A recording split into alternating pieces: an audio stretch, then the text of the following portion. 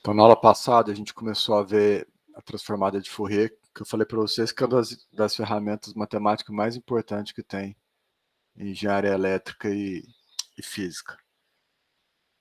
Então, na aula de hoje, a gente vai voltar um pouco na aula passada para digerir melhor o que a gente viu, para revisitar algumas integrais, deixando de lado a formalidade da aula passada e tentando ganhar uma intuição melhor e ver o significado físico também da transformada de Fourier. E aí eu pretendo, no final da aula, dar alguns exemplos explícitos de cálculo de transformada de Fourier para realçar também esse significado físico, que é um dos principais assuntos da aula de hoje. Tá, então, eu pretendo fazer alguns dos exercícios da lista. Então, eu queria começar revisitando a lógica que levou a gente à transformada de Fourier.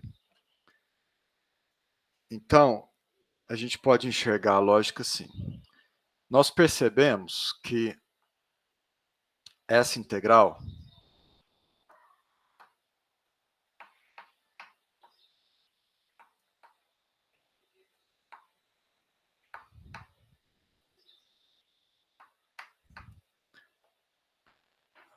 a gente viu que a função impulso ela pode ser representada com uma soma de infinitas exponenciais.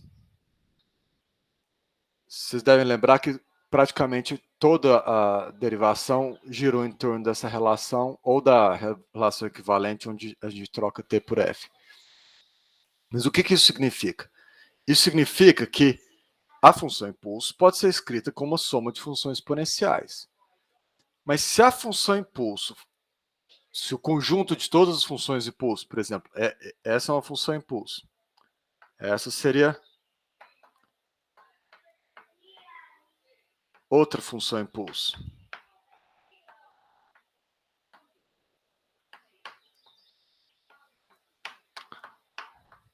Então, qualquer função impulso pode ser escrita como soma de funções exponenciais.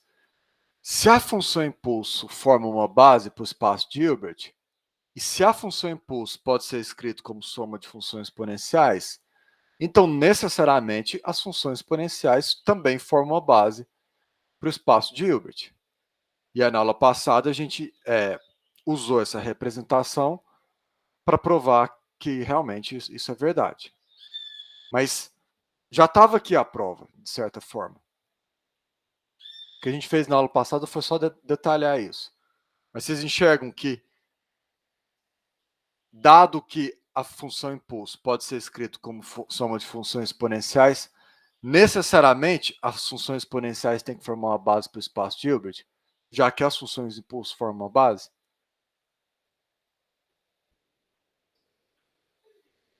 Deu para entender. Tá, então essa que é a questão central. Então, uma relação íntima entre funções de impulso e funções exponenciais, que leva, então, à representação do sinal nessa base de funções exponenciais, que é a transformada de Fourier, né? A transformada de Fourier inversa é a representação explícita, e a transformada de Fourier direta é o produto escalar que te dá as coordenadas. Eu vou voltar nisso também na aula de hoje. Mas antes, eu queria mostrar para vocês um pouco mais intuitivamente o que está acontecendo nessa integral. Por que quando você soma essas funções exponenciais, você tem a função impulso? Então, essa função, a função exponencial, ela tem duas componentes, né? A parte real e a parte imaginária. Então, eu vou escrever elas explicitamente aqui para evitar mal entendido. Você pode escrever, então, essa integral aqui, você pode decompor ela em duas. Você pode decompor ela assim.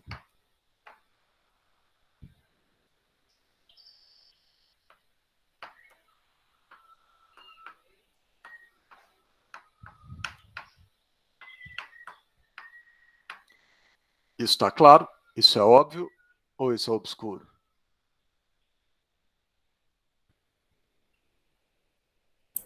Tá um pouco obscuro para mim. O que é mesmo, professor? É com Eu base só, na. eu só usei a relação do caso. Certo, certo, beleza. Relação de Euler. Só isso. Então, E elevado a 2PFT é o cosseno de 2PFT mais I seno de 2PFT. Como a integral é linear, eu dividi a integral em duas. Faltou desenhar o corotinho do lado. Desenhar o quê? O corotinho do lado da relação. Aquele porquinho? O corotinho. O Que é corote. isso, A corotinho? garrafinha de pinga. Tem a Ah, garrafinha de eu pinga. sei lá que esse tem esse nome. No Achei caso. que era um porquinho. Mas eu só usei a relação de Euler, então.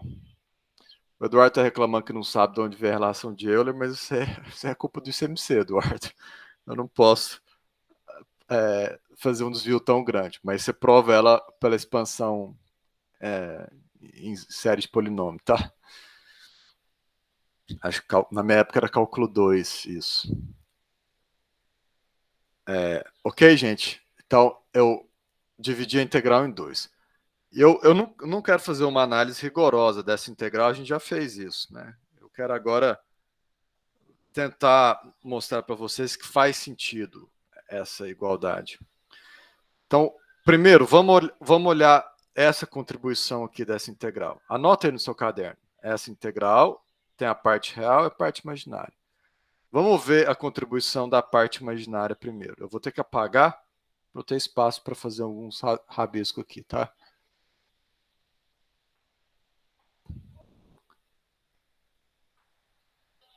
Posso apagar, gente? Eu já copiei, não sei se o pessoal copiou. Não, tô apagando, tá? É só relação de Euler. Então, vamos pensar o seguinte. A parte imaginária era uma soma do mundo velho de seno, correto? Infinitos senos. Todos eles com amplitude 1, certo? Então, eu vou desenhar aqui um certo seno.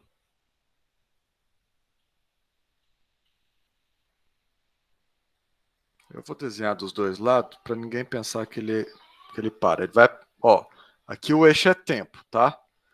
Agora eu vou desenhar um seno com uma frequência mais alta. Não posso, a amplitude é igual. Uma frequência mais alta. Perdão, mais baixa. Então seria esse aqui o seno. Mesma amplitude. Eu queria que o pico dele aqui caísse igual, mas é só um seno com frequência mais baixa. Aí a gente pode desenhar um outro com frequência mais alta. Então vou desenhar um outro com frequência mais alta. Aí vou desenhar em pontilhado também.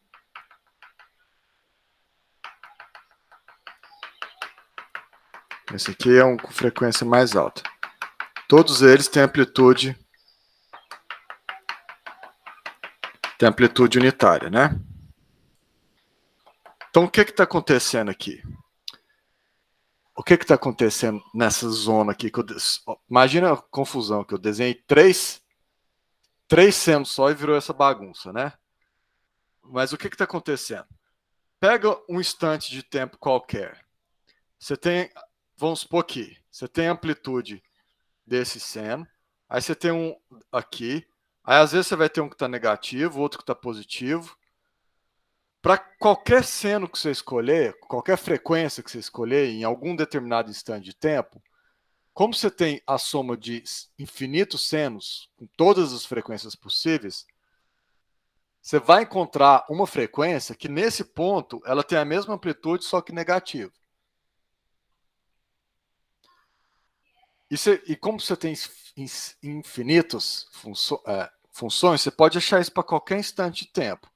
Então, a hora que você somar todos esses senos, em todos os instantes de tempo, eles vão dar interferência destrutiva. Porque para cada seno, você vai ter um que satisfaz a condição que ele é o negativo dele. E aí vai zerar, pelo fato que você tem infinitas frequências. Então é por isso que aquela soma dá zero. A soma da parte imaginária dá zero. Essa integral aqui, seno de 2π ft df, dá zero. Deu para enxergar, gente? Por que dá zero? Porque você tem interferência, acaba tendo interferência destrutiva entre os infinitos senos. Cada ponto do tempo que você escolher, você vai encontrar, pega um seno. Qual que é a amplitude dele? Ah, tá aqui.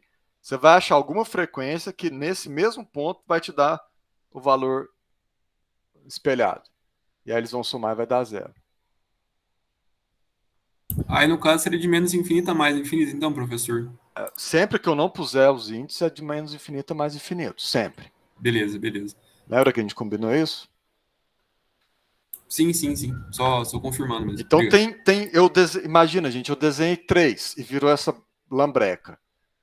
Tem infinitas dessas se somando. Então, tem infinitas funções totalmente espalhadas no tempo, né? Porque elas são periódicas. Cada uma com frequência diferente, todas elas com amplitude 1. Professor, e a de cosseno vai zerar? Porque a de Já cosseno... vou te mostrar do cosseno. Já. Ah, ok. Mas deu para pegar o espírito?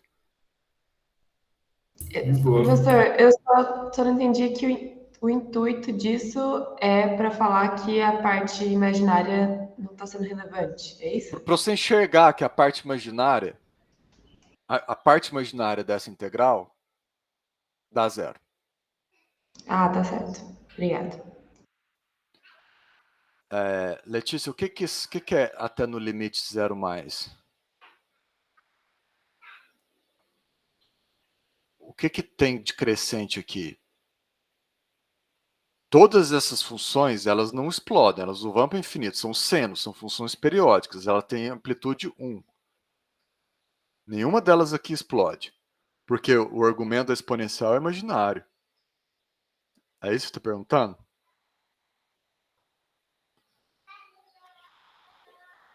Então não tem nada indo para o infinito aqui. Você tem infinitos senos, mas cada um deles tem amplitude limitada. Eles são estendidos para o tempo mais e menos infinito, porque são funções periódicas.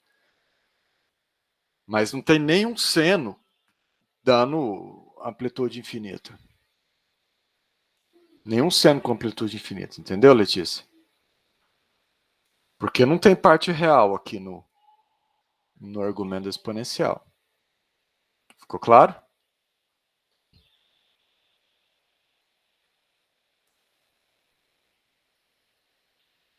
Não, se tivesse parte real, aí seria um seno com dumping, né? O seno ia morrendo ou explodindo para o infinito.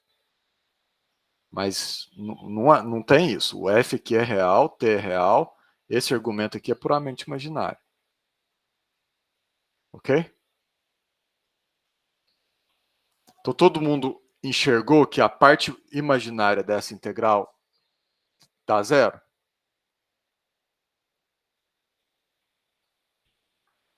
Porque como você tem frequência diferente, vai ter uma bagunça aqui. Mas olha aqui, no tempo t igual a zero, todo mundo é zero. No tempo t igual a zero, todo mundo é zero, correto? Em qualquer outro instante de tempo, eles têm valor bagunçado, certo? Mas no tempo t igual a zero, todo mundo é zero. É o único local onde eles estão organizados, mas eles estão... todos eles têm amplitude zero aqui. Correto? Certo. Então vamos ver agora para a parte real, para o cosseno. Bom, gente, o cosseno vai dar mais ou menos a mesma coisa, né? Você vai ter esse mesmo processo de interferência destrutiva. Então eu vou desenhar aqui um cosseno com amplitude 1.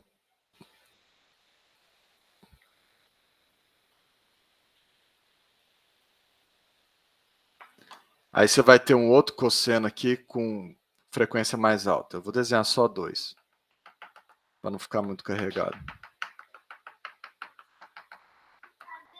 Então esse aqui é um cosseno com frequência mais alta. E você vai ter uma soma de infinitos cossenos. Cada ponto aqui do tempo te dá você vai achar um cosseno que tem a amplitude oposta dele, com o sinal negativo, e vai zerar. Mesma coisa do seno. Só que no ponto t igual a zero, é o ponto que você começa. Está todo mundo em fase, porque o tempo é igual a zero. Todo mundo tem amplitude 1. Então, no tempo t igual a zero, você está somando infinitos cossenos, todos eles com amplitude 1. Você está somando 1 infinitas vezes, te dá infinito. Por isso que você tem o delta de t. Para qualquer instante de tempo, vai dar interferência destrutiva. A hora que você pegar o t igual a zero, está todo mundo alinhado. Está todo mundo em fase. E aí, dá infinito.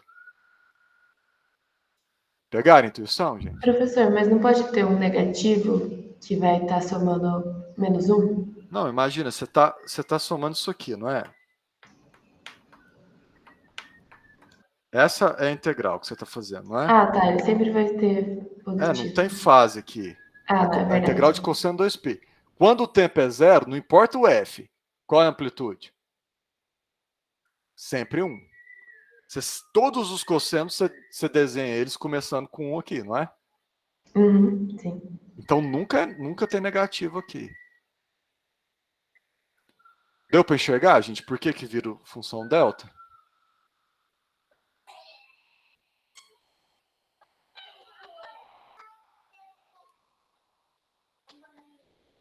O que acontece quando você põe t menos t0 aqui? Você pegou esse ponto aqui e trouxe para cá ou para cá.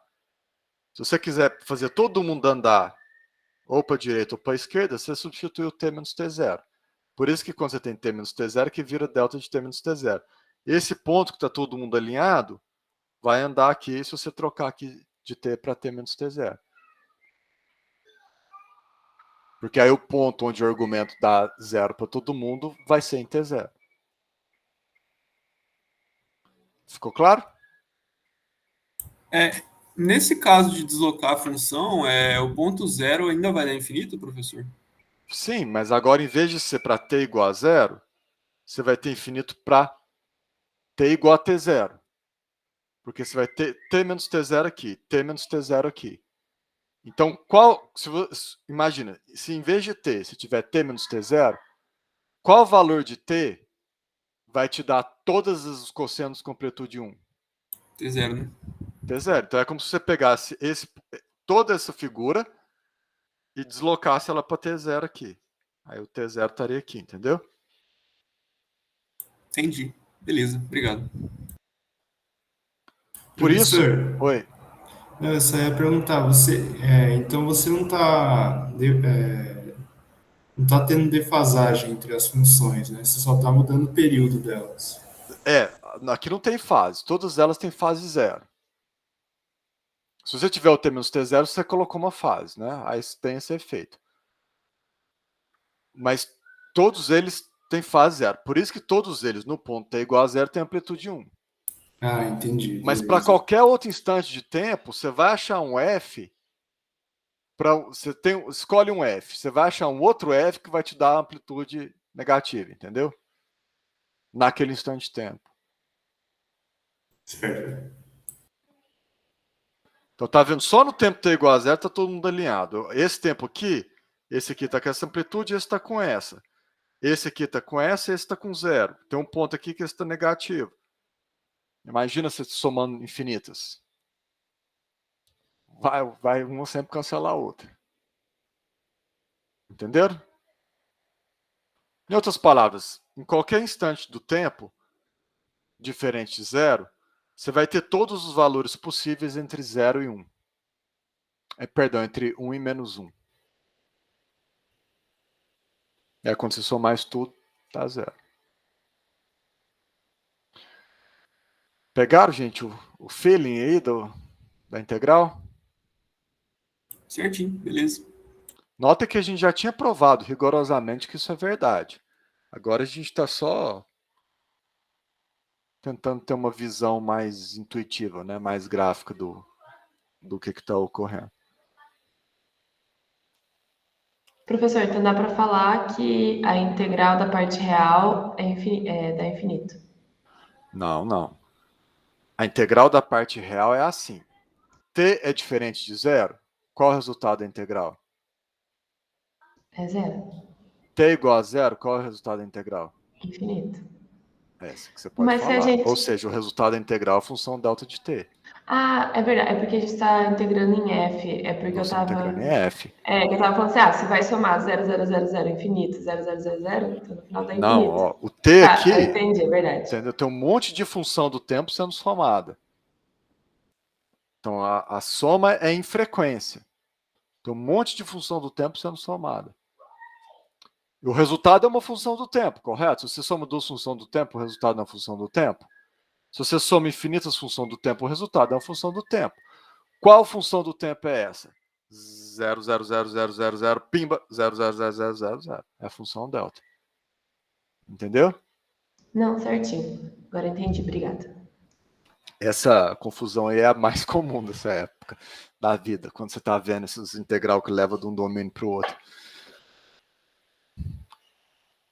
Mais alguma pergunta, pessoal, sobre a integral da função exponencial?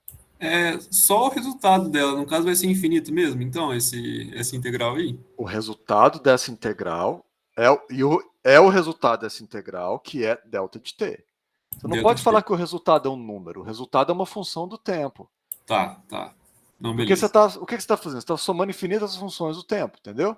O resultado tem Sim. que ser uma função do tempo.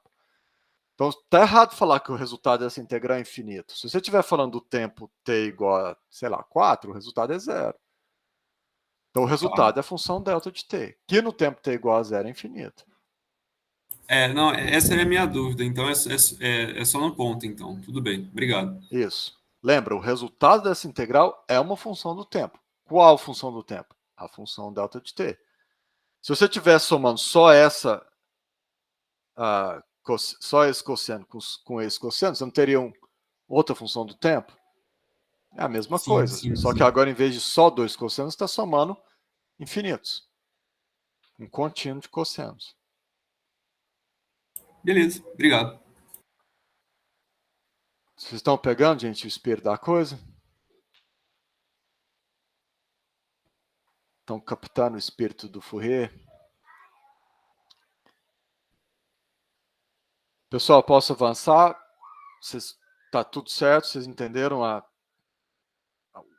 mecânica aqui dessa integral?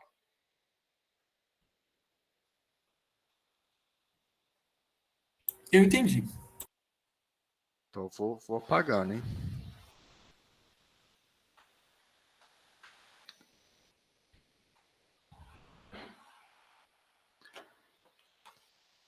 Tá. Aí com isso, a gente provou na aula passada que um sinal g de t pode ser escrito como somas de funções exponenciais. Cada uma delas,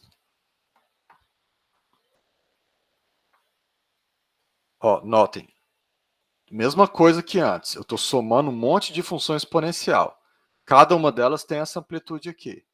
Aqui tem amplitude e fase. Eu vou falar sobre a questão da fase daqui a pouco. Mas isso aqui é uma soma de um monte de função no tempo. Eu não estou integrando no tempo, estou integrando em f, ou seja, estou somando um monte dessas funções aqui, cada uma para f diferente. Então o resultado tem que ser uma função do tempo, é o seu g de t.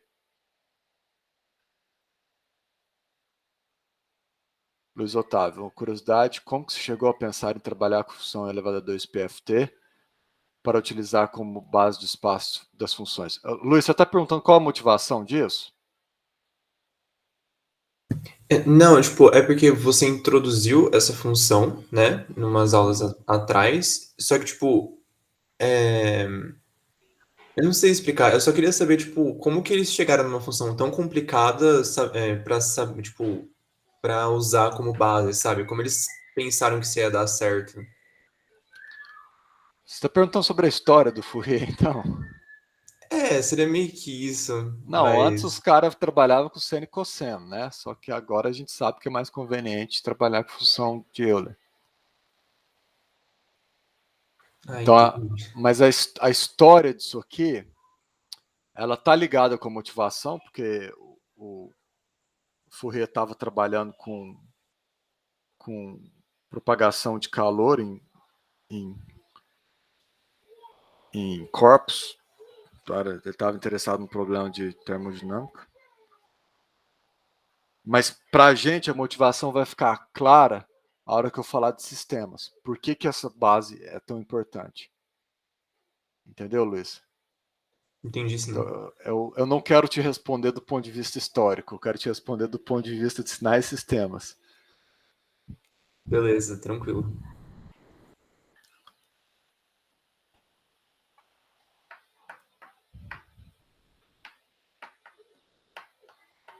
Então, se a classe de funções elevada a 2πft forma uma base, quer dizer que eu posso escrever qualquer sinal como soma dessas funções elevada a 2πft. Como é que se enxerga essa soma?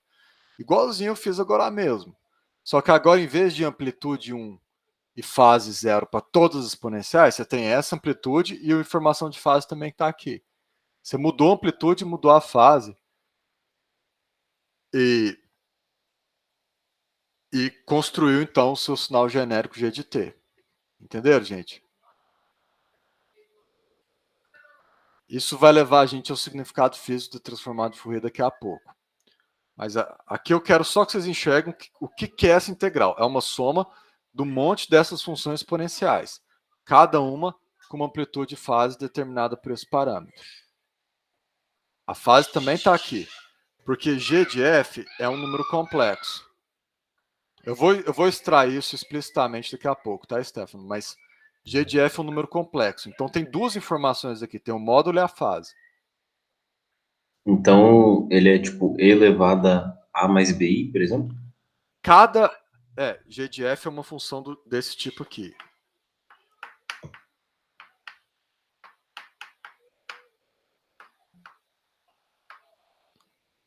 Entendeu? Para cada valor de F, ele é um número complexo. Entendeu? Sim. É porque aí a fase é o A e... Não. Aqui, aí você tem que pôr notação polar para sair módulo e fase. Daqui a pouco né? eu faço isso. Vai ser cosseno de alguma coisa lá, tangente. Isso, mas a gente nem Ah, tá interessado no A e B. A gente põe direto notação polar. fasores. Isso. Então, esse termo está te contando qual é a amplitude, qual é a fase de cada uma dessas funções aqui.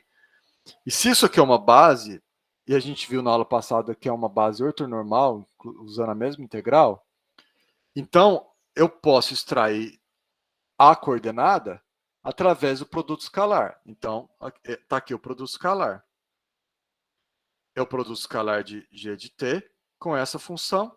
Por isso que essa função apareceu com conjugado, porque o produto escalar tem uma das funções é o conjugado.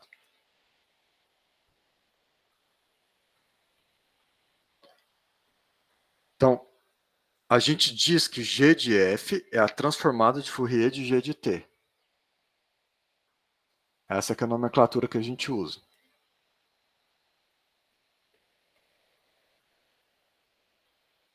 Essa integral é a transformada de Fourier inversa e essa é a direta.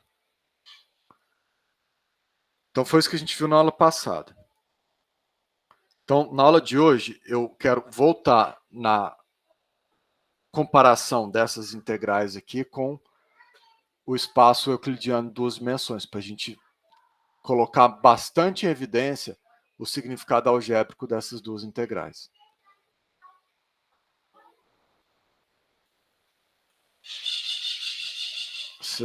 Giovanni, você perguntou se eu vou usar um operador para passar de G de T para G de F? Se a gente vai usar aquele L bonito com as Não. chaves ou não. A Eu gente vou... só vai falar que um é outro. Não, por que eu não vou usar isso? O símbolo letra maiúscula abre colchetes, no nosso curso isso aqui é o quê? Um operador. O que um operador faz? Modifica uma função. Um sinal, um vetor, sinal. certo? Isso. Sim. Você põe um vetor aqui, o que sai dele? Outro vetor. Isso aqui são dois vetores diferentes? Não, são o mesmo. Então, se alguém colocar no nosso curso A de G de T igual a G de F, perdeu a prova, o curso e o meu respeito. Então vamos dramatizar. Sempre bom enfatizar. Vamos dramatizar. De agora em diante, você está na minha lista negra. Gente, eu tô brincando, tá? Vocês não vão pensar que eu tô falando sério.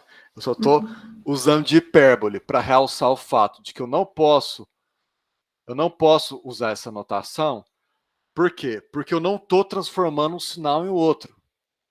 A gente pode inventar alguma coisa, uma outra notação. Você pode falar assim, vou dizer que, sei lá, T abre colchetes, não chaves. Colchetes é uma mudança de base.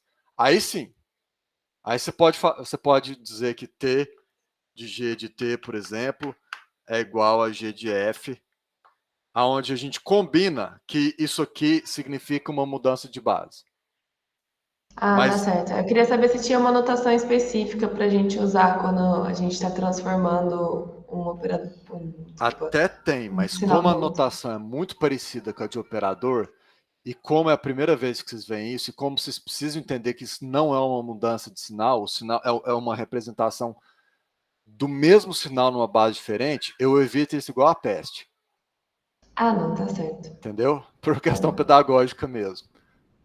Tá, obrigada, professor. Para não afogar vocês com notação que é muito parecida, mas que tem significado completamente diferente, entendeu?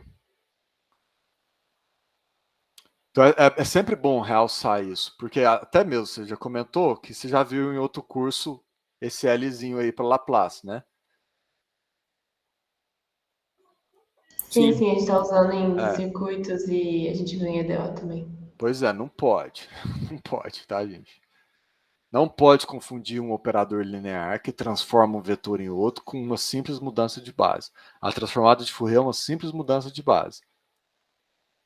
Aqui eu estou representando o sinal G de T nessa base. Só que eu estou fazendo a representação na base canônica, porque está todo mundo no tempo. Então, já puxando essa conversa, eu vou voltar nessa. Eu já falei sobre o equivalente dessas duas integrais no espaço euclidiano na aula passada, mas eu vou voltar nela daqui a pouco. Antes, eu quero colocar isso na notação de Dirac para enfatizar. Então, lembra, a função, eu vou definir o ket E de F0 como sendo o ket que na base de funções delta tem essas coordenadas. Isso quer dizer que, por definição, o ket EF0 é o ket que satisfaz esse produto escalar. É o ket cujo resultado desse produto escalar é E elevado a 2π F0 T0. Então, eu estou definindo o ket assim. Do mesmo jeito que quando você define um vetor, você tem que dar as coordenadas em alguma base, eu estou te dando as coordenadas do ket E, vamos chamar ele de ket E, na base canônica. Tem dois jeitos. Você pode simplesmente falar, esse é o ket que na base canônica tem essas coordenadas, ou, de maneira completamente equivalente, é o ket que satisfaz o produto escalar com função delta, que é a base canônica, dando esse... Aqui você tem que interpretar que isso aqui é um número, mas qual é o número? É o ket para F0 específico, a coordenada para um T0 específico. E aqui fica parecendo já que é a função do T. Então eu gosto de usar mais esse aqui, que eu acho que é mais fácil vocês entenderem. Então, entenderam como é que nós definimos esse ket?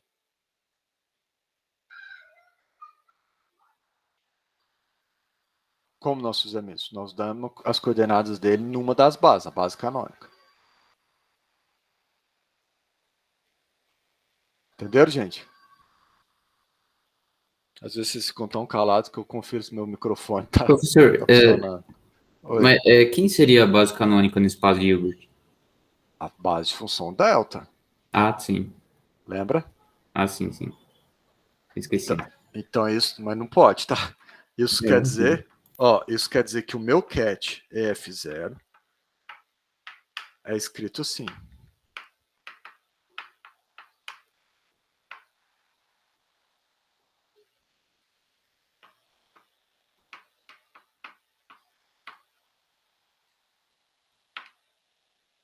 dt0. Soma de... Estou dando ele na base canônica. Entendeu? Não, tá certinho. Obrigado, senhor. Então, tá claro, pessoal, a definição desse cat. Aqui é um conjunto de cats, né? Porque f0 pode ser qualquer valor. Mas uma vez que você fixou f0, você fixou o cat. Então vamos lá. Duas coisas que a gente tira... Duas vantagens que a gente tira da notação de Dirac. A gente já sabe, a gente já provou na aula passada, que esse conjunto de funções forma uma base. Isso quer dizer que um sinal g qualquer pode ser escrito na base de função, base de cats E. Então, olha só, aqui eu estou fazendo df0, eu estou somando vários desses cats. Eu estou escrevendo esse cat como soma de infinitos desses cats aqui, porque eu sei que o conjunto deles forma uma base. Cada um com coordenada g. O mesmo cat g também pode ser escrito na base canônica.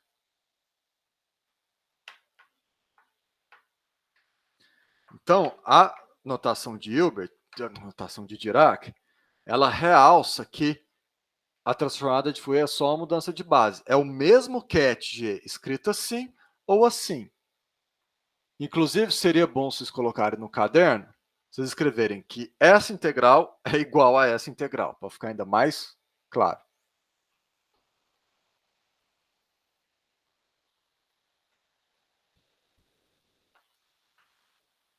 É igual na mesma base ou é igual em bases diferentes? Não, porque aqui a gente não especificou a base, porque a gente está pondo só cat, não é? Então aqui a igualdade você está dizendo, esse cat é a soma desses cats aqui, cada um com esse aqui. Ah, qual base eu vou representar esse cat? Ah, você que escolhe, mas não importa. Qualquer base que você fizer vai ser isso. Tá entendendo? Não, eu tô entendendo, é só porque como a gente definiu que o E de F0, o cat E de F0 tá na base canônica, que aí aquele lá de cima estaria Não, Giovanni. Não? Vamos voltar. Eu não defini que o cat F0 está na base canônica. Eu defini o cat F0 na base canônica.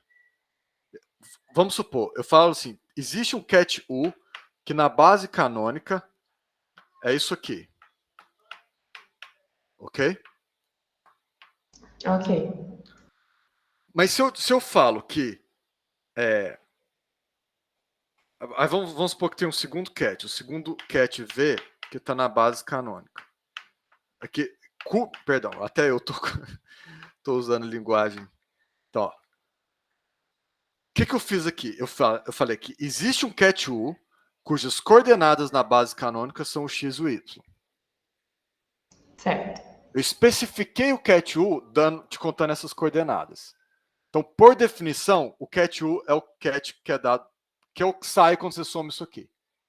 E o cat V é o que sai quando soma isso aqui. Até aí tudo bem. Uma vez que você fez isso, o cat U e o cat V, ele é simplesmente um objeto matemático, cat U. Vamos supor que eu falo que o cat A é A1 cat U, AU cat U, mais AV cat V. Se o cat U e o cat V formam a base, de cara, você sabe que a coordenada de A nessa base vai ser AU e AV.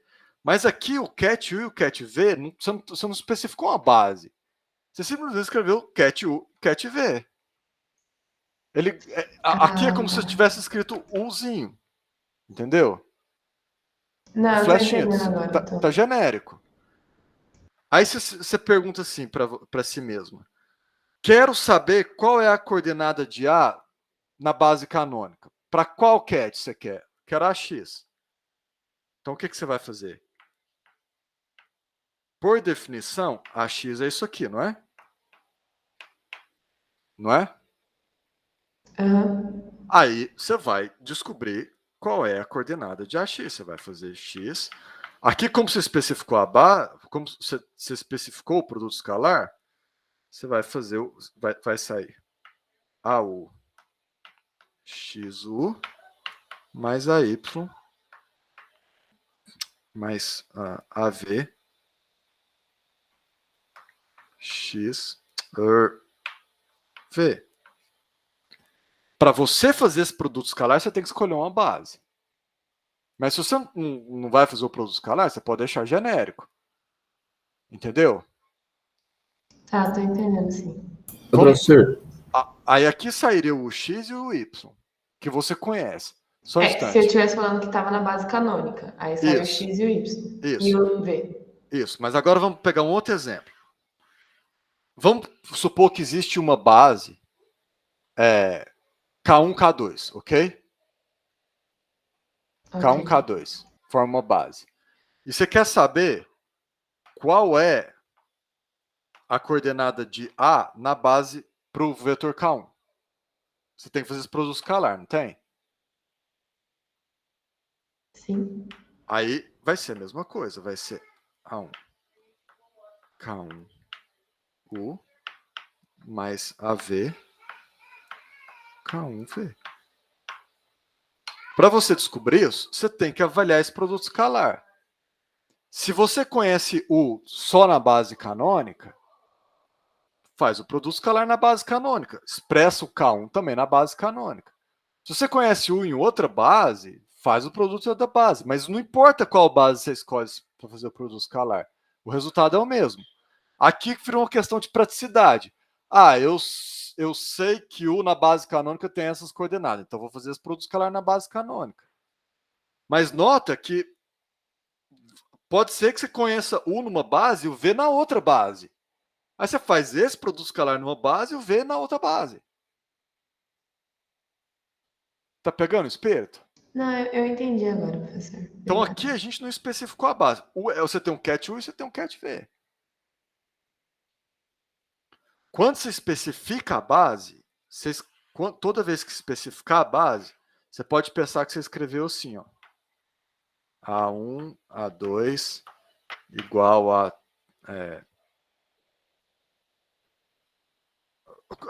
nem preciso do igual.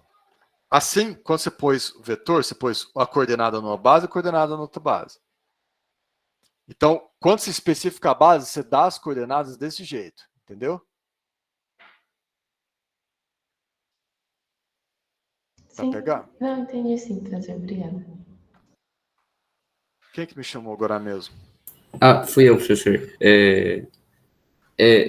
Ainda na pergunta da Giovana, por exemplo, na hora de eu resolver a integral de cima, eu escreveria, então, o cat EF de zero na base mais fácil de representar ele. Então, eu posso escolher. Pensa, o que é resolver a integral de cima? A gente tem que aguenta aí, segura, faz um parênteses na sua pergunta. Eu já vou voltar nela. Deixa eu só fazer um negócio aqui. Então, todo mundo entendeu que isso aqui é uma soma de cats.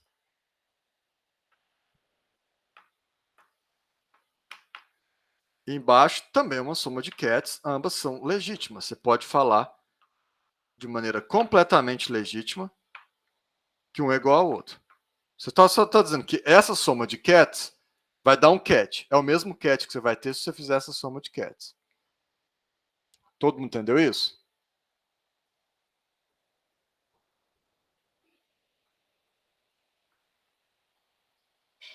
Dá pra entender. Todo mundo entendeu? Dá pra ver claramente a troca de base. Não especifiquei a base aqui. Mas aqui você expressou G como soma desses cats. Então o cat está formando a base. Aqui se expressou G como soma desses cats. Eles estão formando a base. Mas dos dois casos, você está dizendo, se eu somar esses cats aqui desse jeito, eu tenho esse cat. Se eu somar esses cats aqui com essas amplitudes aqui, eu tenho o mesmo cat. Nos dois casos, é simplesmente uma soma de cats. Ficou claro, gente?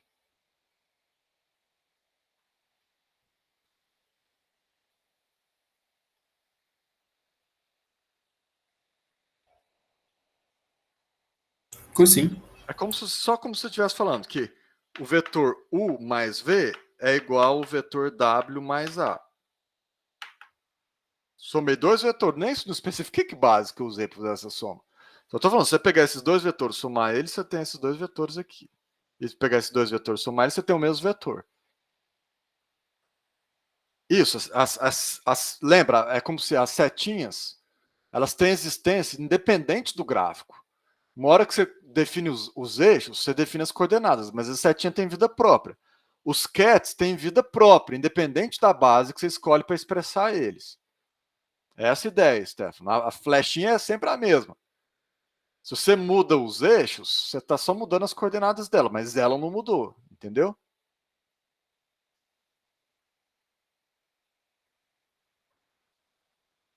Então, não importa. Aqui você está falando, soma esses cats aqui, dá o cat E. Se você somar esses cats aqui, dá o mesmo cat E. É óbvio que como o cat G é genérico, você está afirmando aqui que esses cats formam uma base. E aqui você está afirmando que esses cats também formam uma base. Então, é nesse sentido que é uma troca de base. Mas como você não especificou os cats da base, em qual base os cats estão sendo expressos, eles estão genéricos. Se eu colocasse assim, Oi? para todo, se eu botasse ali em cima, para todo G, cat G no espaço de Hilbert, aí eu poderia falar que isso é uma troca de base? Não é uma troca de base, porque você não está trabalhando explicitamente com a coordenada. Suspende essa ideia de troca de base. Entendi. Aqui você está falando, o cat G expresso como... Você está dizendo, o cat G colocado como soma desses cats. E aqui o cat G é a combinação linear desses cats. Ambos formam a base. Uma hora você expressou ele numa base, outra hora você expressou ele nessa base. Então, nesse sentido, é uma troca de base. A troca de base, na verdade, está relacionada com essa função virar essa. Por isso que eu estou tentando diferenciar, entendeu? Quando você fala troca de base, você trocou as coordenadas. Então, você veio daqui para cá. Esse cat, se eu estiver usando o E, as coordenadas dele são G, de F0. Isso. Se eu estiver usando o delta, as coordenadas são Gzinho. Exatamente, perfeito. Ok. E agora eu vou mostrar como é que você vai de G grande para Gzinho, entendeu? Então, me chama de novo o aluno que eu pedi para fazer um parênteses. Quem que estava aí agora mesmo? Fui eu, professor, o Israel. Luiz o quê? Israel. O Israel. Então, Israel, você falou resolver essa integral. O que a gente quer dizer com isso? Em que caso a gente estaria interessado em resolver uma integral? Aqui é note que para você resolver a integral, nesse sentido, você tem que te dar as coordenadas disso aqui em alguma base, correto? Resolver a integral, na verdade, significa dar os cats G em uma determinada base. Eu quero que você mude um pouco o que você está pensando em resolver a integral. Não, tá certo. Então vamos lá. Vamos dar um exemplo concreto. O que você está mais confortável? Com a de cima ou a de baixo? Eu prefiro de baixo. Você está feliz com a de baixo? Sim. Então vamos supor que eu te diga. Israel, o cat G é esse aqui. É óbvio que para eu te contar quem é um cat G, quem que eu tenho que te contar? Quem são essas coordenadas, correto? Certo. Então só tem uma composição de cats aqui, certo? Então, assim, se você pegar esse conjunto de cats, essa base, colocar essas coordenadas nela aqui e somar tudo, você tem o cat G. Ok? Então, te deu o G de T0. Tudo bem até aí? Tudo certo. Aí você fala assim, não, mas peraí, de repente eu mudei de gosto. Agora eu gostei dessa representação aqui.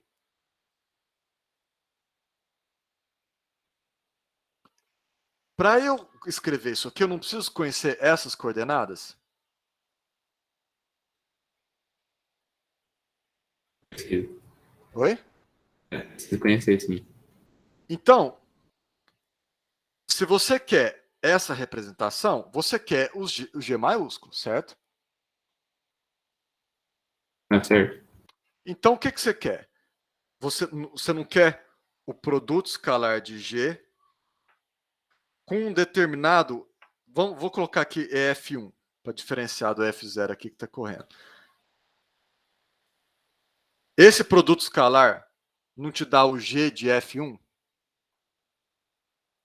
Porque isso aqui é uma base ortonormal? Aham. Então isso aqui é o G de F1, certo?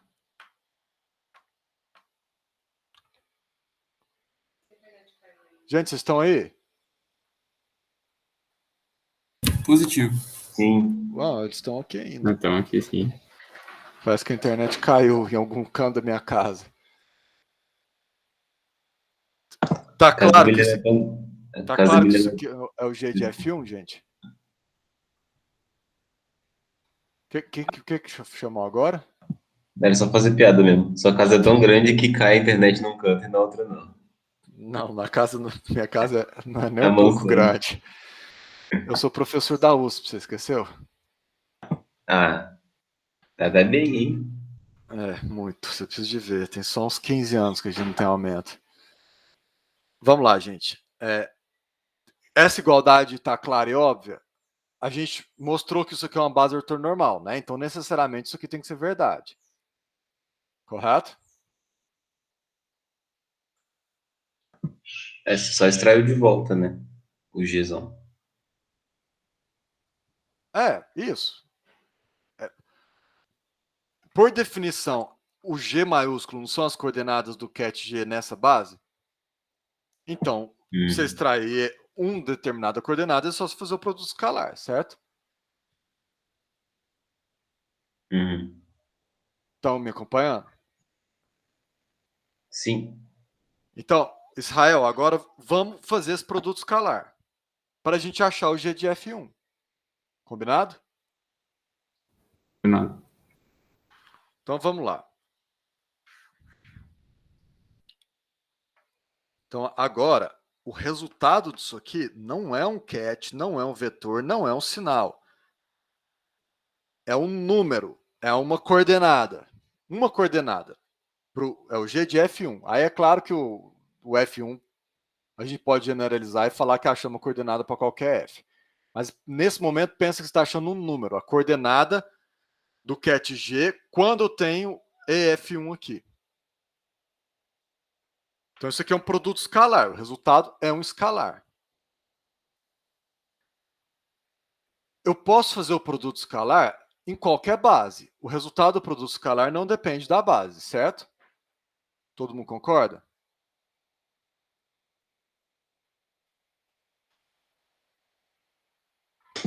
Sim. Como é que a gente começou o nosso problema? Começou com a opção do Israel. Qual foi a opção do Israel? Ele falou que conhece o GT0, não é? Ou seja, ele conhece as coordenadas desse ket na base delta. Então, não é mais sensato fazer... Olha, gente, olha que bobagem. Fazer esse produto escalar aqui. Fazer esse produto escalar na base de função delta? Não tem sim. Ah, desculpa. Então. Oi? Não, eu pensei que era um G. Não, é o E minúsculo. G de F1 não pode ser um ket, né? Essa é uma coordenada. Então, eu vou fazer esse produto escalar na base que eu conheço as coordenadas de G, certo? Concordam? Como é que eu faço isso? Eu ponho a relação de fechamento aqui no meio, em termos da função delta. Então, isso aqui vai ser...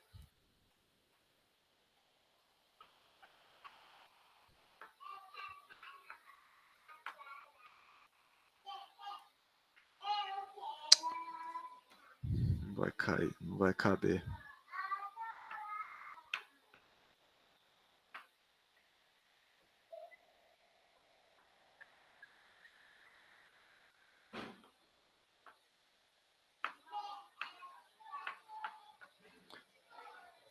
Eu pus a relação de fechamento aqui para a função delta, pois essa relação aqui. O operador de identidade igual a delta T0, delta T0, somando todos os T0. Eu usei essa relação aqui. Tá claro? Vou apagar isso aqui, ficou bagunçado, né? Mas vocês sabem qual que é, né? Vocês entenderam, gente? Como é que eu estou representando?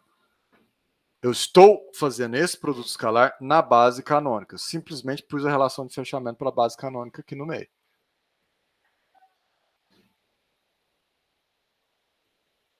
Correto? Certo? Qual é o resultado desse produto escalar?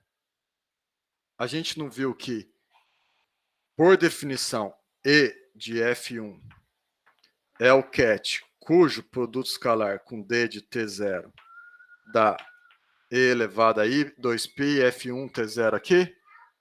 Lembra? O que está ali no buraco, professor? Aqui, o delta de T0. Ah, tá. Mas, então, por definição, esse produto escalar é E elevado a I, 2π, F1, T0, correto? Correto, gente?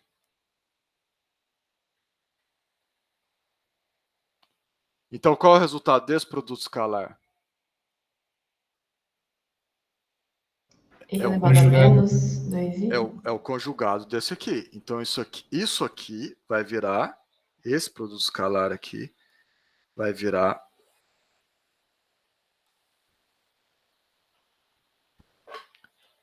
E elevado a menos I, 2π, F1, T0. Certo? E o resultado desse produto escalar aqui? É o próprio G de T0, certo?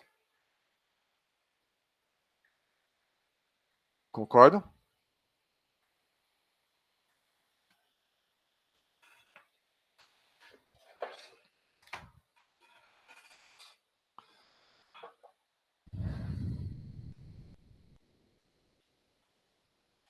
Então aqui eu tenho G de T0, dt0.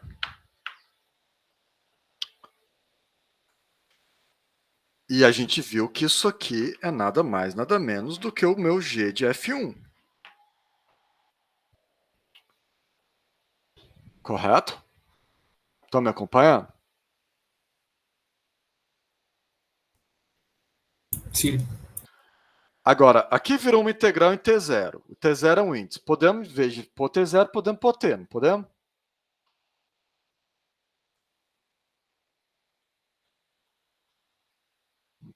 Então, vamos lá.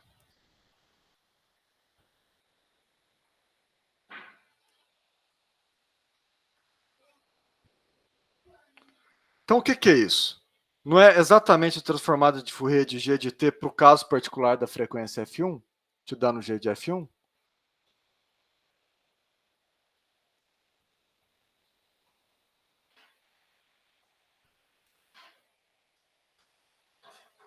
Entenderam? Isso aqui voltou na nossa transformada de Fourier. Vai lá na transformada de Fourier direta aí no seu caderno. É a mesma coisa, ó, G de T, só que na transformada de Fourier essa exponencial geralmente fica na direita. Em vez de F1, você tem um F qualquer. Então, se eu pegar um ket e fazer produto escalar com a base exponenciais, eu recebo o resultado de Fourier. Você tem, pensa assim, se eu fizer esse produto escalar, como isso aqui é uma base, esses cats formam uma base, quando você faz esse produto escalar, você encontra as coordenadas desse cat na base. Você extrai, né? Faz sentido. Isso. Você extraiu. Essa é a afirmação global. Essa é a afirmação de adultos. Tá? Gente grande. Qual é a afirmação? Então, a afirmação global é: se eu tenho um cat G, quero as coordenadas dele na base de funções exponenciais, é só fazer o produto escalar com um determinado elemento da base. Se eu fizer esse produto escalar na base de funções delta, eu tenho a transformada de Fourier. Mas eu podia fazer esses produtos escalar em qualquer base. É isso que eu estou querendo realçar. Eu escolhi fazer na base do tempo porque o Israel, culpa do Israel, porque ele falou para mim que gosta do G minúsculo. Mas eu podia escolher qualquer base. A gente vai escolher ou essa, porque nós só estamos trabalhando com essas duas nesse curso. Se eu tivesse uma outra base de infinitas funções que forma uma base de Hilbert, eu poderia sair lá e pegar. E você encontrar o mesmo G de F1 que você encontra fazendo a transformada de Fourier. Uhum. Então, o que é a transformada de... Essa aqui é a transformada de Fourier direta. Ela é só um produto escalar. A outra também é só um produto escalar, mas eu gosto que vocês pensam mais nela como uma composição vetorial, como eu falei na aula passada e vou voltar na aula de hoje. Então, o que a gente fala que é uma mudança de base? Isso aqui é mais correto dizer que é uma mudança de base. Por quê? Porque do conjunto de coordenadas G de T, você obteve um novo conjunto de coordenadas G de F. Então, eu prefiro que vocês pensem que essa integral é a mudança de base. Você pode pensar que aqui é uma representação numa base e aqui é uma representação em outra base. Mas aqui não tem mudança de base, porque você não está dando esse em termos desse. Aqui tem uma mudança de base, porque você está obtendo esse em termos desse. Ficou claro Eu entendi. a terminologia? Se eu fizer E escalar, E de alguma coisa escalar G, ou delta de alguma coisa escalar o outro também, né? Repete, por gentileza. Tipo, você fez E escalar G, né? E isso é a mudança de Isso. base. Isso representa a extração da coordenada G. Então, isso aqui não representa por si só uma mudança de base. Esse aqui é um produto escalar, correto? Mas tem duas coisas aqui. Coisa 1, esse produto escalar me dá uma coordenada. Não é um produto escalar qualquer, é um produto escalar com os vetores da base. Então, ele me dá uma coordenada. Correto? Sim, que é o Então, vetor normal. por que não é um vetor qualquer, é um vetor importante, é um vetor base? O resultado desse produto escalar é uma coordenada da base. E por que eu resolvi fazer esse produto escalar? Ou seja, eu resolvi descobrir essa coordenada em uma outra base, através de outras coordenadas, esse produto escalar virou uma mudança de base. Entendeu? Sim. Então, aí eu digo que essa igualdade, essa integral igual a essa é uma mudança de base, é transformada de Fourier inversa. Então, o que é uma mudança de base? É um trem que você faz que de um lado tem umas coordenadas e do outro tem outra. É isso aqui. De um lado tem G de T, do outro tem G de F. Aqui... E esse G... Oi, fala. Esse Gs aí que é o que a gente realmente já usa, né? Quando tem um sinal. Não, depende. Ou você tem um cat... Nesse curso a gente vai trabalhar assim. A gente conhece um cat G. Qual base? Ah, sei lá, você que escolhe. Eu deixo o Israel escolher o G minúsculo. Mas, tipo, sei lá, no dia a dia a gente tende a ter as coisas no tempo, né? Não. Você vai ver que não.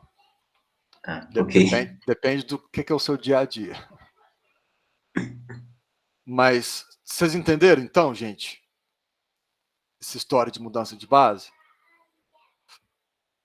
Giovana, tá claro por que eu vou usar aquela nomenclatura, aquela notação que eu vou evitar ele igual a peste? Ah, sim, com certeza. Então é só uma mudança, a transformada de Fourier é só uma mudança de base, não é uma mudança de função. É porque você tem uma função G de T, você tem uma função G de F, uma pode ser uma coisa, outra pode ser outra coisa completamente diferente. As pessoas pensam que você trocou um sinal pelo outro, mas você não trocou um sinal pelo outro, é o mesmo cat.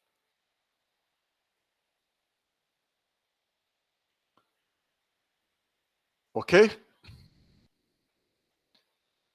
Então, o Stefano.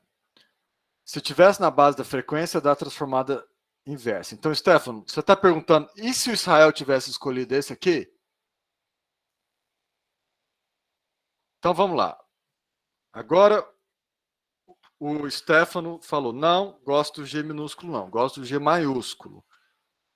Então, vamos supor que o Stefano conhece o G maiúsculo. Ele conhece essa representação aqui. Mas como ele é amigo do Israel, ele precisa contar para o Israel quem é o cat nessa representação. Como é que você extrai o G de T0? O G de T0 não é esse produto escalar aqui?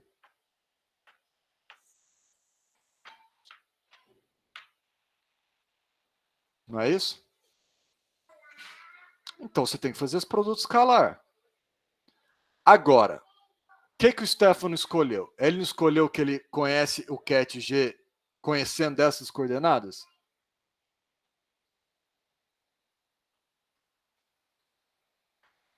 Não foi isso que o Stefano falou? Então, qual base eu vou fazer esse produto escalar? Se eu conheço esse bicho, eu tenho que fazer esse produto escalar na base que eu já conheço as coordenadas, senão eu estou sendo meio bocoió. Então, qual relação de fechamento eu vou pôr aqui? Eu vou pôr relação de fechamento para as funções exponenciais, que eu já sei que é satisfeita, porque eu já provei na aula passada que elas formam uma base. Então, eu vou pôr essa relação aqui no meio. Entenderam, gente?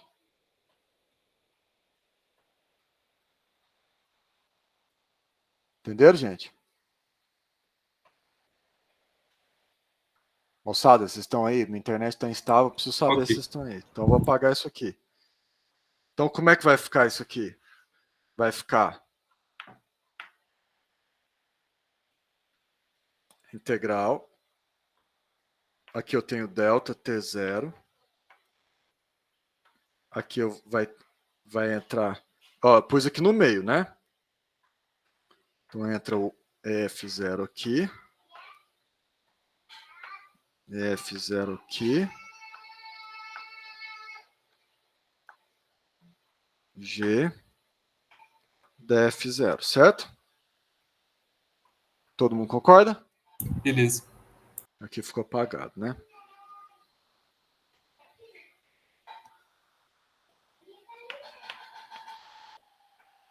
Qual é o resultado desse produto escalar? Bom, a gente conhece as coordenadas desse cat na base canônica, não conhece? Então, isso aqui vai ser E elevado a I2πf0T0, certo? Certo. Então, vou apagar aqui e vou escrever E elevado a I2πf0T0. E elevado a I2πf0T0. Qual é o resultado desse produto escalar? Não é o próprio G de F0? Não é? Sim. Então, vamos lá.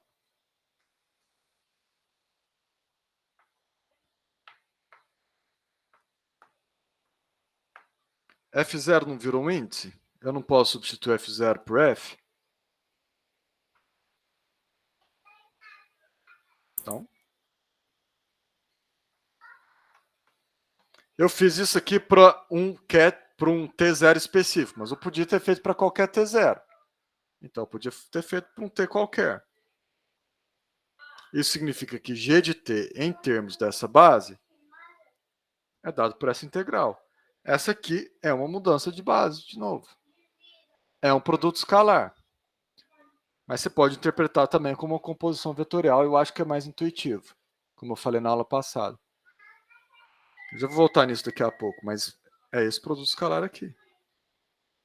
Tá vendo como eles são simétricos? Isso aqui é a transformada de Fourier inversa. Entenderam, gente?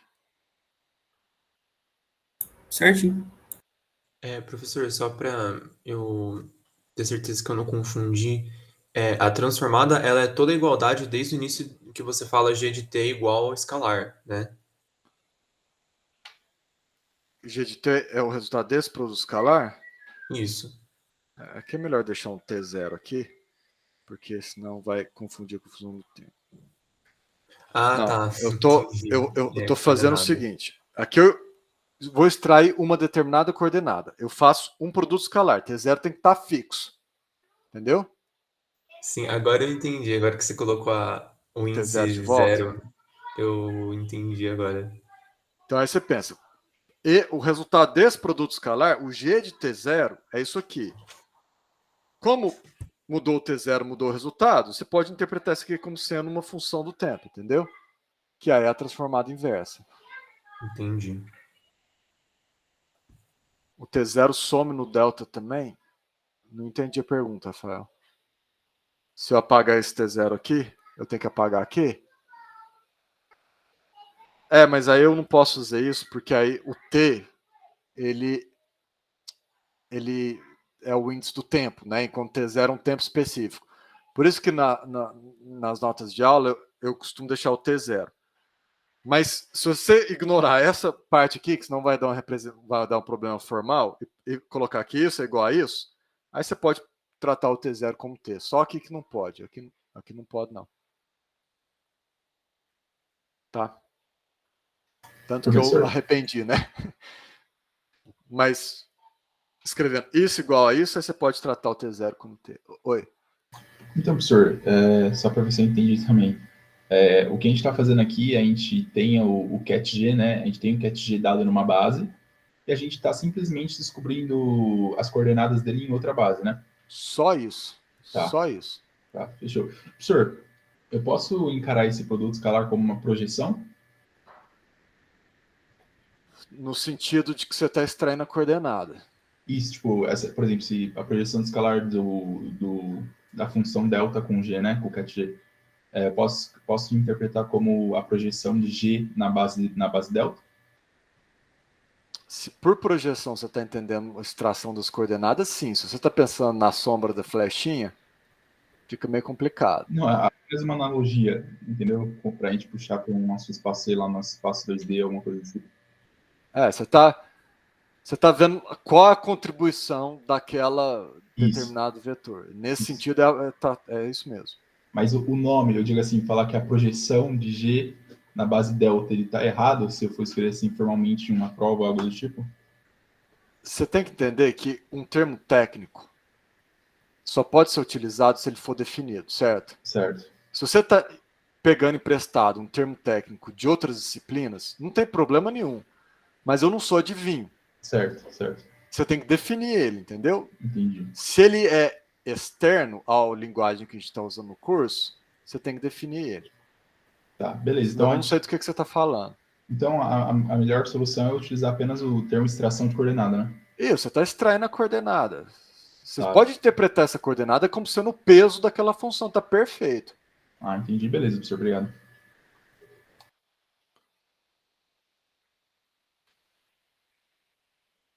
Então, para a gente fechar essa interpretação algébrica da transformada de Fourier, quando você escreve, vamos supor que a gente tem a base A1 e A2 no espaço de euclidiano.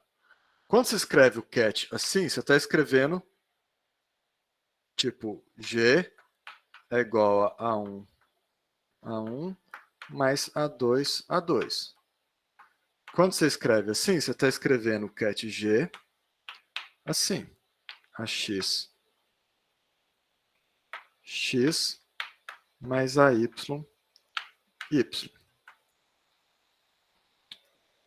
Então, essa expressão é a versão no espaço euclidiano dessa expressão, onde eu estou assumindo que A1 e A2 são uma base, ok? E aqui porque eu pus GX, né? Vamos pôr G. Não A. Que é a coordenada do G. Perdão, pessoal. Deu tilt na minha cabeça. G1, G2, GX, GY. Então, estou usando minúsculo para todo mundo, tá? Então, é igual, tipo, você escrever assim. Se escrever assim, é igual você escrever assim. É o mesmo cat. É o mesmo cat G. Isso significa que essa soma é igual a essa soma. Travou, gente? Travou não, tá de boa. Pra mim deu uma travadinha também, mas foi bem rapidinho, professor. Não perdemos nada. Travou o áudio? Bom, pra mim Deu travou. deu uma distorcida, assim, por um milésimo de segundo. É que eu tava com medo de continuar travando. Mas vocês entenderam, então, que essa expressão é análoga a essa e essa é análoga a essa?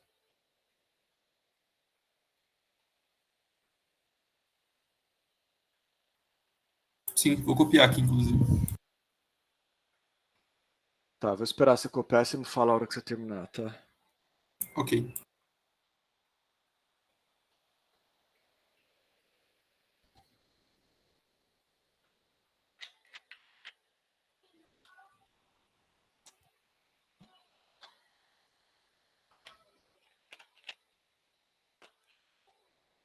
Cabe aqui, professor. Obrigado. Então vamos conectar isso com a aula passada. Acho que foi você, Letícia, que perguntou na aula passada sobre isso, então talvez seja interessante você prestar bastante atenção agora. Ó. Essa expressão de cima aqui,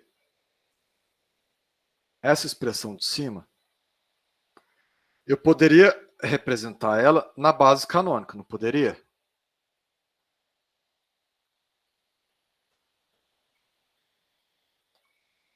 Como é que eu represento o trem de cima na base canônica? Eu faço assim.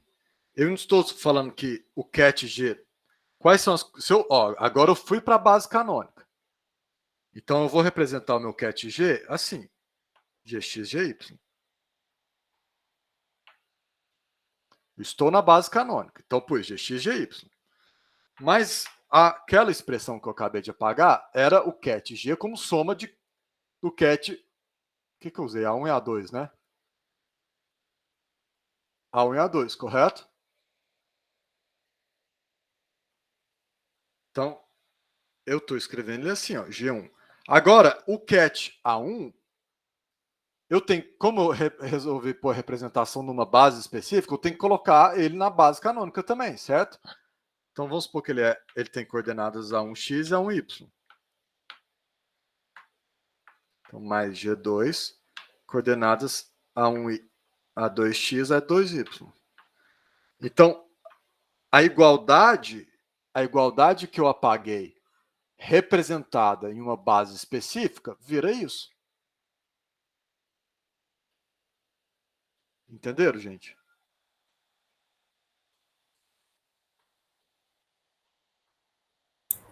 Sim, sim.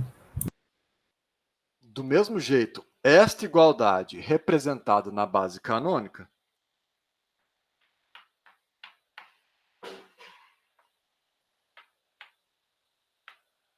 vira isso. Por que eu digo que eu fui para a base canônica? Porque agora eu não estou mais te dando o cat EF. Eu estou te dando as coordenadas do cat EF na base canônica. Agora eu fui para uma base específica. Então, essa integral é esta integral numa base específica, na base canônica. Do mesmo jeito que essa representação é a representação que eu apaguei na base canônica. Então, esta integral é análoga a essa soma.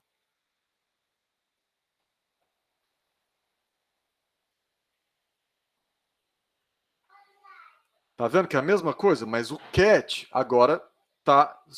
Eu não te dei os cats, eu dei as coordenadas. Então, aqui eu não vou te dar o cat, eu vou te dar as coordenadas dele numa base específica, na base canônica.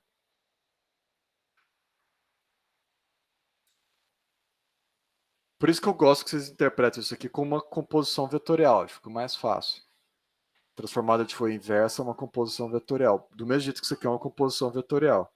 Mas você já está na base canônica. É mais natural entender isso aqui como uma composição vetorial do que como um produto escalar. Apesar de, como a gente acabou de ver, ser totalmente legítimo interpretar como produto escalar também.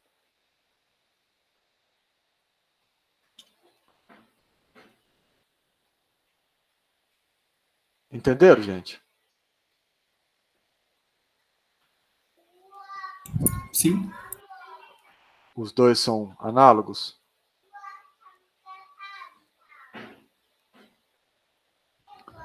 E da transformada inversa é só um produto escalar, mas é o produto escalar feito em qual base? Eu posso apagar para mostrar a inversa?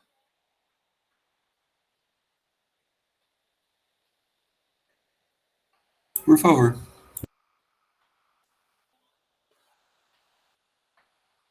Então, a inversa... Aí vamos supor de novo que a gente tem aqui o nosso cat G, representado assim. G1 A1 mais G2 A2. Agora, eu quero, vamos supor, o G2.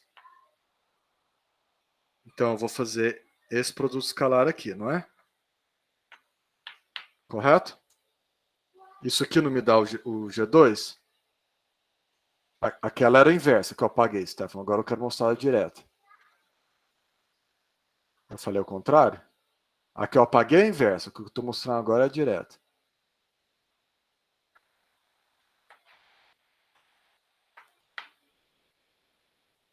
Então, G2 não é o resultado desse produto escalar?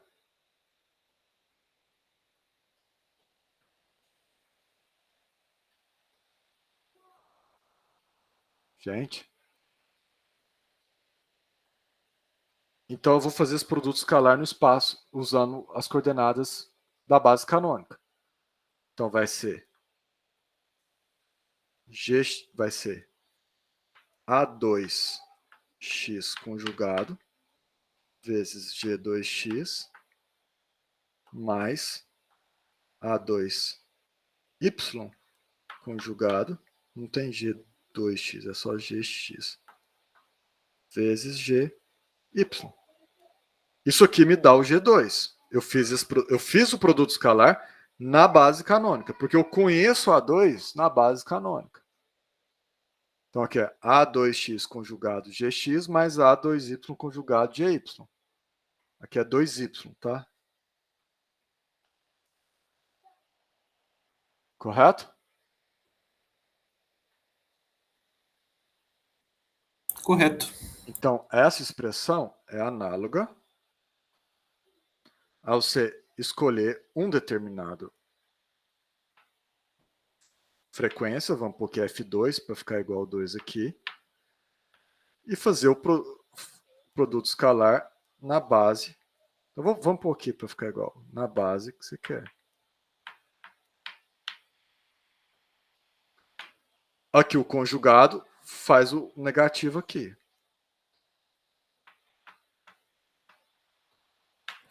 Isso é um produto escalar na base canônica. E ele me dá uma determinada coordenada. Só que a gente coloca, como isso vale para qualquer F2, em vez de pôr F2 específico, a gente põe um F qualquer. Mas dentro da integral é como se você estivesse usando F a F, entenderam? Então a transformada de Fourier direta é análogo a esse produto escalar. Ela é o produto escalar no espaço de Hilbert.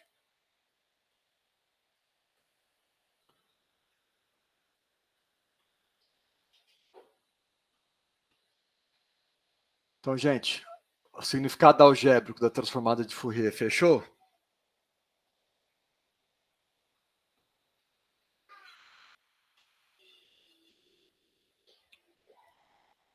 Tá aparecendo aí na mente? Que é a transformada de Fourier? Professor, só fiquei com uma dúvida. Oi. Nesse produto escalar, a gente está fazendo o produto escalar no de cima. No Gzão de F2. A gente está fazendo o produto escalar do nosso cat EF, né? Com cat G. Né? E o cat G a gente está expressando ele na base canônica. Os dois, né? Certo. Porque os o dois produto na base escalar canônica. você tem que escolher uma base para os dois, né? Tá, entendi. Mas assim, o Gzão de F2, ele necessariamente tem que ser obtido através do produto escalar na base canônica ou ele pode ser obtido através de qualquer base? Qualquer base. Certo. Mas geralmente a gente vai conhecer o G de T. E geralmente a gente está interessado na relação do G de T com o G maiúsculo, entendeu? Entendi, mas assim, para trabalhar em função, a gente só falou ainda de a função na base delta e a função na base exponencial. Então, assim, existem outras bases para a gente estar trabalhando com representação de função? Existe. A transformada de Laplace, por exemplo, tem um conjunto infinito de bases. Mas eu vou falar da transformada de Laplace só no finalzinho do curso. E às vezes vocês vão encontrar outras bases com transformada wavelet também. Ah, entendi. Mas aí se você entendeu direitinho isso aqui, o resto é análogo, entendeu? Então já vai ajudar demais. Obrigado, senhor. Então assim, você tem como eu mesmo falei, se você fizer esse produto escalar na base canônica, você tem a transformada de Fourier. explícito em termos de G de T, mas você teria o mesmo número, você também teria transformado de Fourier se você fizesse esse produto escalar em qualquer outra base, mas em vez do G de T, seria outra coisa. Entendi, faz sentido. Stefano está perguntando se Fourier é a mais geral. Não, Laplace é mais geral do que Fourier. Fourier é um caso particular da transformada de Laplace. Por isso que eu ensino Fourier antes. Vou ensinar Laplace depois, entendeu, Stefano?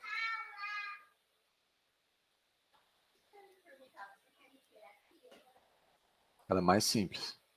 E ela é quase sempre útil. Ué, suficiente.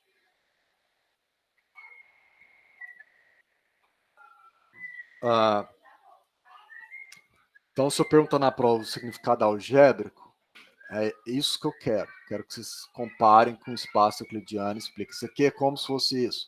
A composição vetorial é um produto escalar. É isso que eu quero dizer com significado algébrico, ok?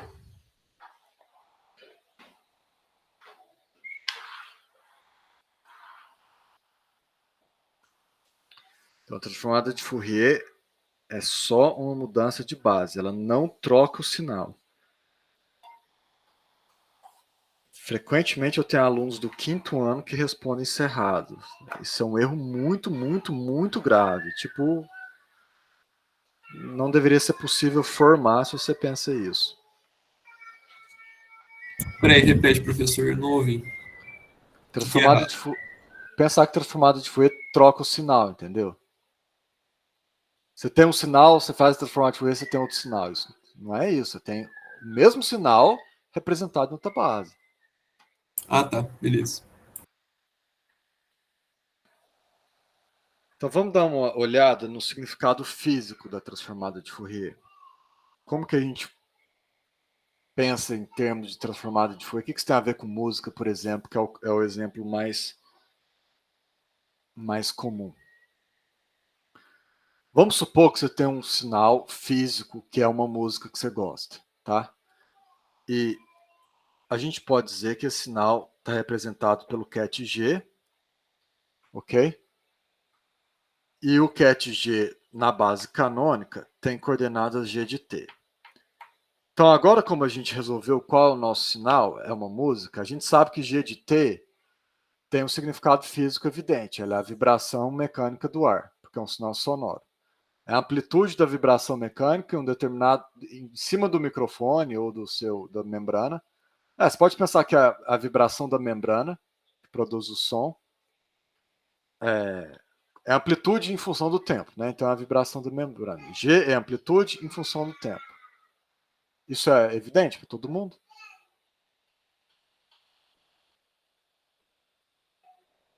É sim. Tá. Então, se isso aqui é uma música, G de T é uma função real, correto?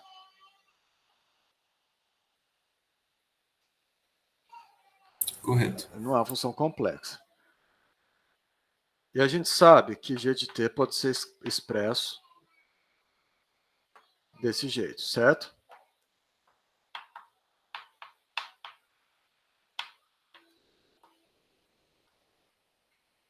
Correto? Correto. Então agora, esse G de F, que é a transformada de Fourier de G de T, ele é uma função complexa. A gente vai representar ele em notação polar. Então, G de F, eu vou representar como sendo o módulo de G de F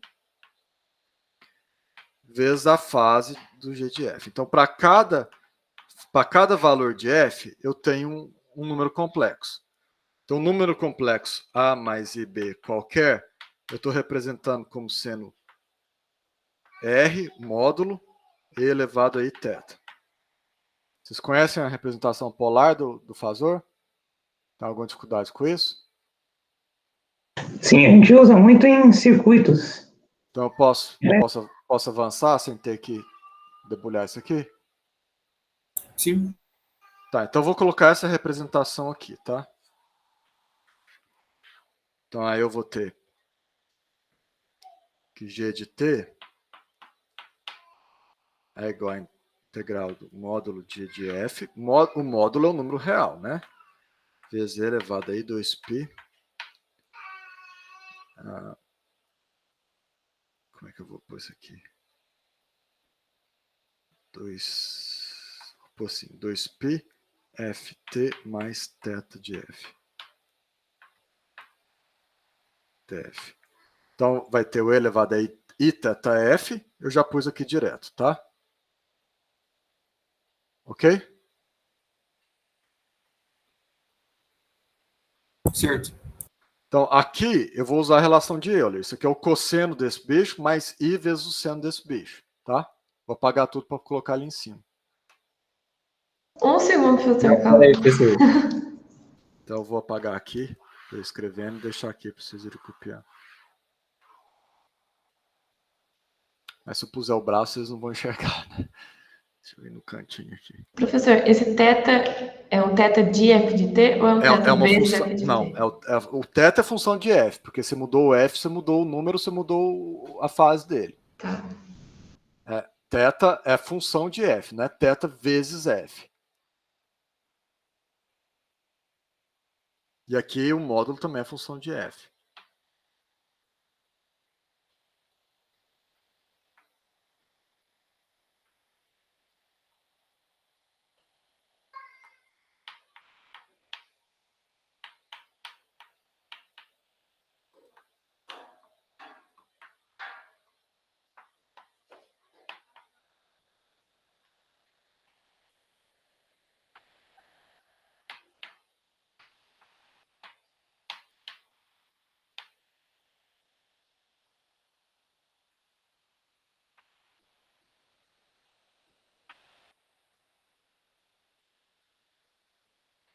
Então, daqui para cá eu só usei a relação de Euler, tá?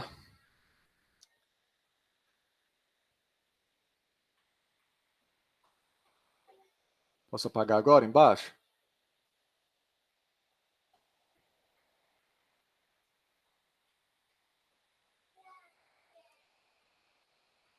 Então, no geral, G de T pode ser uma função complexa, tá? Mas se ele estiver representando um sinal físico, ele vai ser real. E é como a gente está interessado no significado físico da transformada de Fourier, faz sentido a gente supor que o nosso sinal é físico, é um sinal real. Então, nessas condições, essa parte aqui tem que ser zero, correto? Toda essa integral aqui tem que ser zero, porque ela é a parte imaginária. Na aula que vem, não na aula que vem, mas na semana que vem, quando a gente estiver vendo propriedade... Não, na aula que vem, quando a gente estiver vendo propriedade da transformada de Fourier, nós vamos ver quais condições G de F tem que satisfazer para que essa integral realmente seja zero. Mas aqui a gente vai por inspeção. G de T é real, essa aqui é a parte imaginária, essa integral tem que ser zero. Ok? Então eu vou apagar ela, tá? Mais um segundo, professor. Então vocês anotam no seu caderno. O professor apagou essa parte porque ele supôs que G de T é uma função real. É um sinal físico. Pode apagar para mim. Então, o que isso aqui está te contando? O que essa integral está te contando? Ela está te contando que o seu sinal G de T ele é composto por soma de infinitas funções cosseno. Qual é a amplitude da função cosseno? É a amplitude da transformada de Fourier de G de T naquela frequência. E qual é a fase da função cosseno? É a fase da transformada de Fourier naquela frequência. Então, se eu fizer um plot do módulo de G de F, por exemplo, se eu tiver aqui F e G de F, se eu plotar, vamos fazer dois casos, G1 de F, linha contínua, e G2 de F, linha pontilhada. Então, se eu tenho, por exemplo, esse G de F aqui, e eu tenho esse G de F aqui,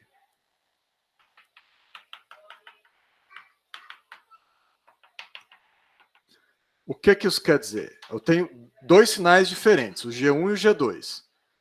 O sinal G1 tem essa transformada de Fourier. O sinal G2 tem essa. o módulo delas. O que isso aqui está me dizendo? Está me dizendo que o sinal G1, a maior componente que ele tem do cosseno é o nível DC, é para f igual a 0. E à medida que a frequência vai aumentando, a amplitude vai caindo. Chega um ponto que nem tem mais. Esse aqui não, esse aqui tem amplitude mais alta para essa frequência aqui, ó. A gente vai ver na aula que vem que o módulo é uma função par, por isso que eu desenho simétrico, tá? Quando o sinal é real. Vou provar isso na aula que vem. Mas aqui eu estou interessado em interpretar isso fisicamente. Então, se eu te conto, você tem G1 e G2. Qual captura o baixo da música? Qual captura a guitarra?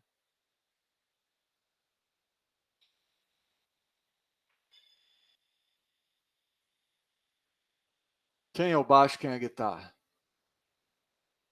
G1 é o baixo, porque o baixo tem som, o som predominante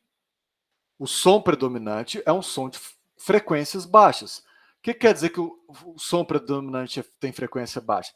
Quer dizer que a amplitude dos cossenos que compõem o som tem frequência, presta atenção.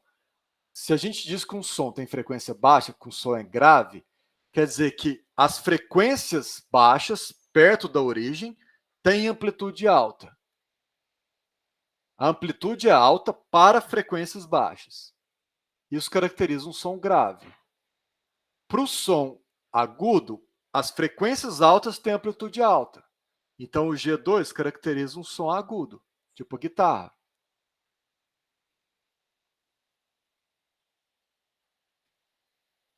Então, qual que é o significado físico da transformada de Fourier? Ela te dá a amplitude e a fase de cada cosseno com os quais você compõe o seu sinal original. Quantos cossenos eu tenho aqui no sinal G1? Infinitos, eu tenho um contínuo de F. Eu estou dizendo que para a região de F baixo, a amplitude é alta. Quantos cossenos eu tenho aqui? Infinitos, eu tenho um contínuo de F. Ele tem um pico, ele concentra a amplitude dele alta nessa região, em torno dessa frequência. Então, se você falar para alguém, quando você dá uma partitura para uma pessoa, você está dando um sinal na base de Fourier, porque você está contando quais frequências ela tem que colocar para criar o som G de T. Por isso que eu falei agora mesmo, que nem sempre você está interessado em G de T. Às vezes você está interessado na transformada de Fourier, igual numa partitura, por exemplo. Imagina uma partitura, você fazer um desenho e falar assim, olha, dá um jeito da sua membrana fazer esse desenho doidão aqui para sair o seu Chopin. Não rola, né? Estão pegando o espírito da coisa? Acredito que sim, professor. Só que a partitura é discreta, né? Você não tem um contínuo. Aqui você tem um contínuo.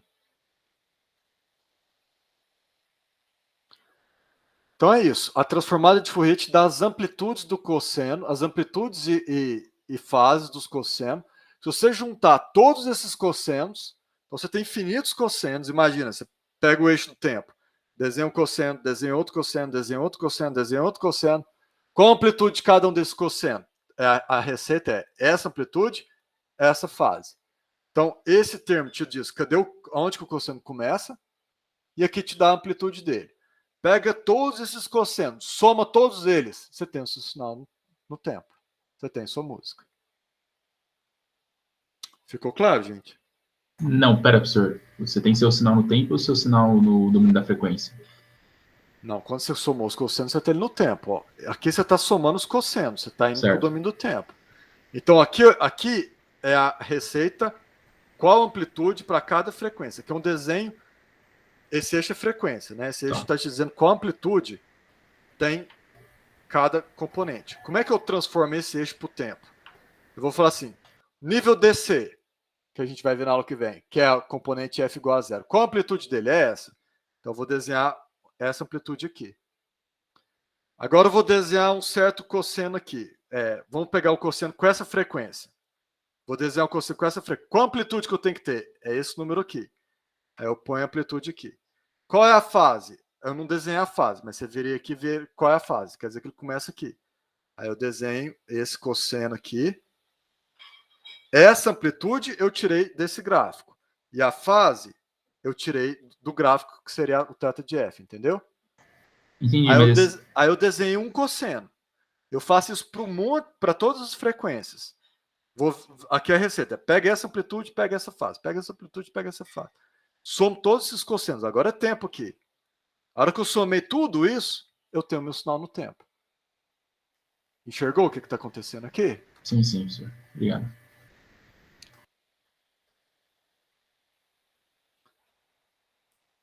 A Letícia perguntou se a transformada de Fourier tem informação de aonde começa e termina a música, né, Letícia? É isso. Essa informação está principalmente aqui no θ de f, mas ninguém bate o olho e sabe disso. Você tem que compor para ver como é que sai, tá? Se eu bater o olho no θ de f, é uma zona. Eu não sei quando é que vai começar e terminar.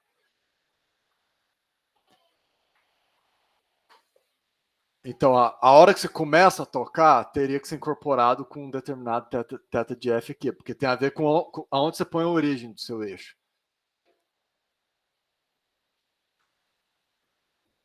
Mas isso não está na partitura. A partitura não te conta isso.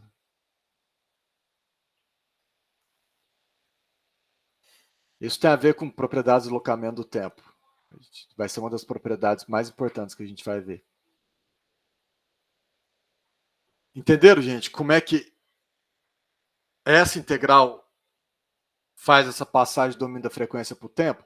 O que eu tenho no domínio da frequência? A receita. Quais são as amplitudes e a fase de cada cosseno? O que eu tenho no domínio do tempo? Os cossenos. Cada um com a sua amplitude, cada um com a sua fase. A hora que você somar todos eles, você tem o g de t.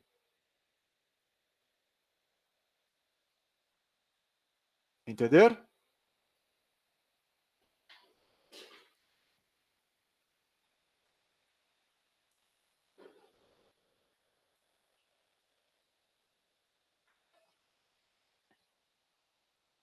Ok. Então é isso.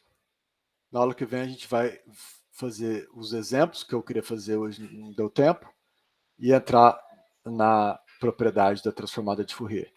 Então, na aula que vem, nós vamos explorar um pouco mais o significado físico da transformada de Fourier através de exemplos de sinais específicos para a gente extrair aí algumas informações qualitativas que são extremamente importantes. Ok?